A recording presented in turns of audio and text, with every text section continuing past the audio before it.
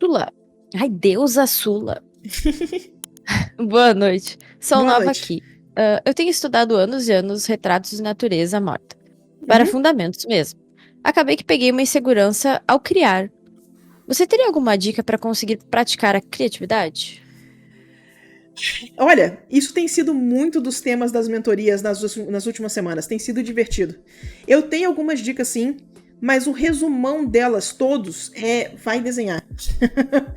Olha só, eu já vi algumas críticas do pessoal falando que vai desenhar não é uma boa dica. O grande problema, o grande diferencial é o seguinte: agora você tem uma percepção muito grande, você desenvolveu muito a sua habilidade de cópia. Então, você fazendo os estudos de retrato, você fazendo os estudos de pintura de observação, você conseguiu desenvolver uma finesse que deixa essa habilidade na frente da habilidade de criação. Então, a sensação que você dá, a sensação que você tem, é que você não consegue criar. Mas, na verdade, tudo que está acontecendo é que você está desacostumada a criar. Então, você precisa começar a encher sketchbook de coisas divertidas, de coisas bobas, coisas da sua cabeça, o quanto antes para você começar a alinhar essas habilidades de novo. Faz sentido isso? Tem algum exercício de criatividade, tem alguns exercícios que são interessantes. Um deles, por exemplo, que eu tenho passado muito pro pessoal da mentoria é o seguinte, pega 2 palavras não relacionadas. E dessas 2 palavras, tenta desenvolver esses conceitos. Não precisa ficar bom, não precisa ficar divertido, precisa ser feito. Você precisa começar o processo de pensar nessa criação. Essa que é a parte mais importante desse exercício. Então, o exemplo que eu sempre dou na mentoria é peça de xadrez e fruta. Sabe? Como que você combina essas 2 coisas? Faz 5 personagens pra gente. Agora pega outras 2 palavras não relacionadas. Cavalo e algodão. E vai fundo. Divirta-se, sabe? Começa bota isso num gerador de palavras. Pega as palavras que o gerador te passou, um gerador de lero-lero qualquer, e começa a trabalhar nesses conceitos. Não tira a obrigação de ficar bom. Só vai desenhar, vai criar. Joga as ideias no papel sem passar pelo filtro. Aprende a fazer esse processo. Aprende esse processo de desligar o filtro de que eu preciso fazer um desenho bonito, eu preciso fazer um desenho para postar em mídia social. Porque isso é grande parte da trava que a gente tem. O processo de criação é um processo bagunçado e muitas vezes feio. E a gente fica se prendendo com tipo, preciso postar alguma coisa em mídia social, preciso sair um desenho bonito daqui. Ou você faz um desenho bonito ou você faz criação. São coisas incompatíveis. Então aprende a desligar esse filtro o mais rápido possível, que você vai chegar num resultado mais legal. Que você vai conseguir começar a treinar essa parte da criação. Certo? Então bora desenhar. Pega uns sketchbook e bora encher de bobagem. Tá desenhando a Rocara, Sula? Sim, tô tentando, pelo menos. Faz muito tempo que eu não desenho a Rocara, eu não lembro se eu tô fazendo os detalhes dela certinho. Sula, sobre perspectiva.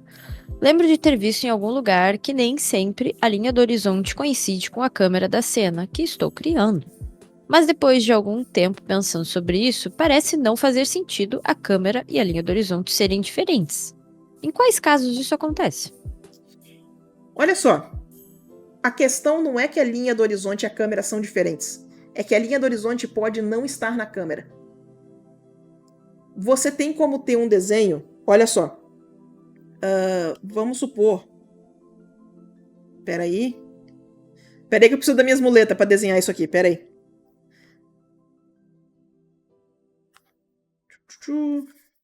Nós. Vamos supor que você tem uma linha do horizonte, né? E nessa linha do horizonte tem os pontos de fuga e a gente tem um cubo aqui, ó. A gente tá com o nosso cubinho desenhadinho aqui, todo torto, tadinho. Não é nem um cubo, é uma caixa. É uma caixa da Amazon depois que ela foi entregue e ela tá meio disforme. O que acontece? Se isso aqui é o seu plano da imagem, se isso aqui é o seu plano da câmera, a linha do horizonte está aparecendo. No entanto, se sua linha da câmera for essa aqui, ó, a linha do horizonte não está aparecendo. A linha do horizonte está fora do plano da câmera. Tá? Isso não significa que ela não exista, só significa que ela não está associada. O grande lance da linha do horizonte é que linha do horizonte só tem uma. Essa é a parte importante da linha do horizonte. Linha do horizonte só tem uma.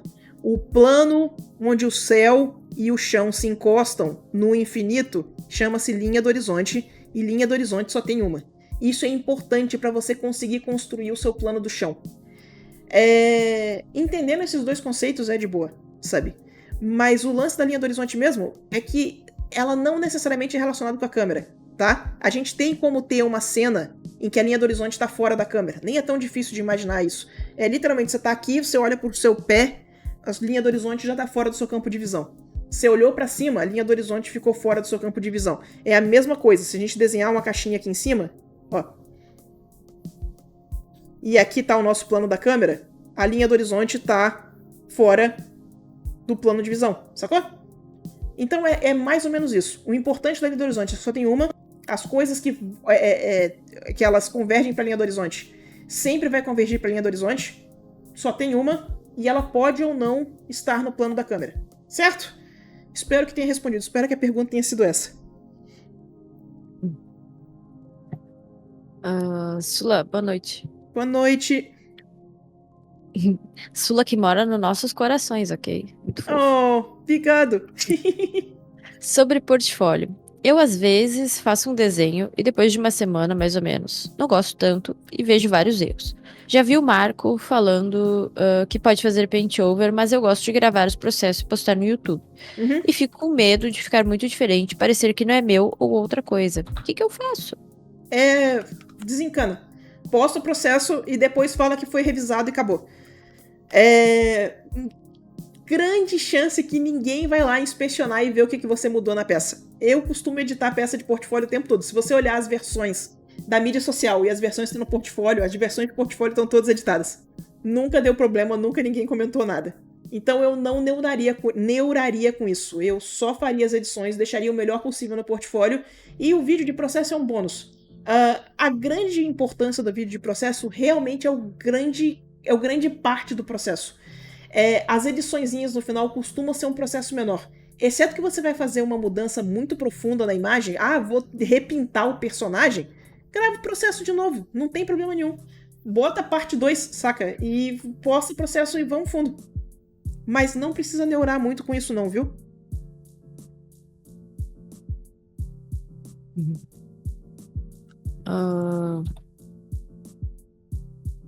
Eu ia dizer, Sula, você tá dando combustível pros haters aí. O que eu fiz? Falando que você edita suas coisas do portfólio. Entregando os macetes, né? Mas é isso, galera. Fiz a live com a intenção de ser honesta. Estamos sendo honestas, é isso. Aí vai lá, o hater, olha aqui, ó. Ela editou aqui. Tá usando IA, Sula? Tá usando IA? Não estou. Eu tenho o processo todo gravado. Sula, eu acho que demoro muito tempo pra fazer um desenho. Enquanto eu termino, estou muito cansada pra fazer outro. Sim. E estou pensando em trabalhar com jogos. Isso vai me atrapalhar? Vai. Assim, ó. Eu fiz a comparação mais cedo de arte com fazer exercício. Uma das coisas que você ganha à medida que você vai fazendo exercício é estamina. Você ganha fôlego. Você consegue fazer mais por mais tempo. E uma das coisas que você precisa ganhar quando você quer trabalhar com arte é essa estamina. É o saco de ficar com horas bunda cadeira até a peça ficar pronta. O que eu recomendo, o que eu faço normalmente, eu também não tenho tanta estamina assim para terminar uma peça atrás da outra. Eu termino uma peça e eu preciso de um tempo de recarga. O que eu faço é que eu intercalo essas peças com estudo. Então, eu continuo com o hábito de desenhar, mas eu posso descansar a parte criativa do cérebro de tomar decisões. Essa parte em que eu preciso criar uma ilustração é essa parte que me cansa. Então eu continuo com a prática do desenho, eu continuo com a prática da habilidade de pintar, sem neurar muito, sem me estressar muito. Faz sentido? O que eu recomendo é isso. Quando você estiver nesse cooldown, quando você estiver nessa parte de descanso entre uma peça e outra, faz uns estudos. Não deixa o hábito de desenhar, não deixa o ato de desenhar ficar muito para trás. Só isso. Que com o tempo a estamina vem e você vai conseguir fazer isso por mais tempo, sabe? Tãozinho frio. Yay!